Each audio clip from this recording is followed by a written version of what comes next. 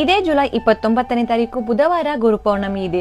ಮಹಾಭಾರತವನ್ನು ರಚಿಸಿದ ಮಹರ್ಷಿ ವೇದವ್ಯಾಸರ ಜನ್ಮದಿನವನ್ನ ಗುರು ಪೌರ್ಣಮಿ ಎಂದು ಆಚರಿಸಲಾಗುತ್ತೆ. ಗಂಡನಿಗೆ ಕೆಲಸದಲ್ಲಿ ಯಾವುದೇ ರೀತಿ ಅಡೆತಡೆ ಆಗದೆ ಅಭಿವೃದ್ಧಿ ಸಿಗ್ಲಿ ಅನ್ನೋದು, ಮಕ್ಕಳಿಗೆ ಒಳ್ಳೆ ಆರೋಗ್ಯ ವಿದ್ಯಾಭ್ಯಾಸ ಸಿಗ್ಲಿ ಅನ್ನೋದು, ಇನ್ನು ಮನೆಯಲ್ಲಿ ಯಾವುದೇ ರೀತಿ ಜಗಳಗಳಿಲ್ಲದೆ ಸುಖ ಶಾಂತಿ ನೆಮ್ಮದಿ ನೆಲೆಸಿರ್ಬೇಕು ಅನ್ನೋದು ಹೆಣ್ಣಿನ ಪ್ರತಿನಿತ್ಯದ ಕೋರಿಕೆಯಾಗಿರುತ್ತೆ. ಇದೆಲ್ಲವೂ ನೆರವೇರ್ಬೇಕು ಅಂದ್ರೆ ಆ ಗುರುಬಲ ಇರಬೇಕು. ಹಾಗಾದ್ರೆ ಗುರು ಪೌರ್ಣಮಿ ದಿನ ನಮ್ಮ ಮನೆಯಲ್ಲಿನ ನಕಾರಾತ್ಮಕ ಶಕ್ತಿಯನ್ನ ದೂರ ಮಾಡಿ ಗುರುಗಳ ಅನುಗ್ರಹಕ್ಕಾಗಿ ಯಾವ ರೀತಿ ಆಚರಣೆ ಮಾಡಬೇಕು ಬನ್ನಿ ತಿಳಿಸ್ಕೊಡ್ತೀನಿ. ಜುಲೈ 29 ಬೆಳಿಗ್ಗೆ ಅಥವಾ ಸಂಜೆ ಈ ಪರಿಹಾರನ ನೀವು ಮಾಡ್ಕೋಬಹುದು.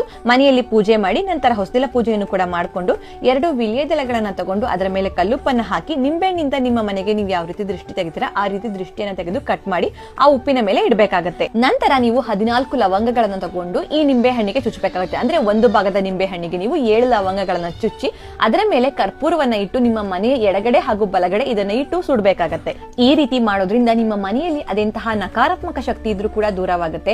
ಹಾಗೆ ಅವತ್ತಿನ ದಿನ ನಿಮ್ಮ ಮನೆಯಲ್ಲಿ ಯಾರಾದ್ರೂ ಹಿರಿಯರಿದ್ರೆ ಅವರ ಆಶೀರ್ವಾದವನ್ನ ಪಡೀರಿ. ಇನ್ನು ಸಾಯಿಬಾಬಾ ದೇವಸ್ಥಾನ ಅಥವಾ ಗುರು ರಾಯರ ಮಠಕ್ಕೆ ಹೋಗಿ 210 ಗ್ರಾಂ ಕಡಲೆಕಾಳನ್ನ ದಾನವನ್ನಾಗಿ ಮಾಡಿ ಅಲ್ಲಿನ ದೇವಸ್ಥಾನಕ್ಕೆ ಕೊಡಬಹುದು ಅಥವಾ ಭಕ್ತಾದಿಗಳಿಗಾದ್ರೂ ನೀವು ಪ್ರಸಾದವನ್ನ ಮಾಡಿ ಹಂಚಬಹುದು. ತಪ್ಪದೆ 108 ಬಾರಿ ಓಂ ಗುರುವೇ ನಮಃ ಎಂಬ ಮಂತ್ರವನ್ನ ಅಥವಾ ಗುರು ಬ್ರಹ್ಮ ಗುರು ವಿಷ್ಣು ಎಂಬ ಮಂತ್ರವನ್ನ ಪಠಿಸೋದು ಉತ್ತಮ. ಎಲ್ರಿಗೂ ಒಳ್ಳೆಯದಾಗ್ಲಿ. ನಮಸ್ಕಾರ.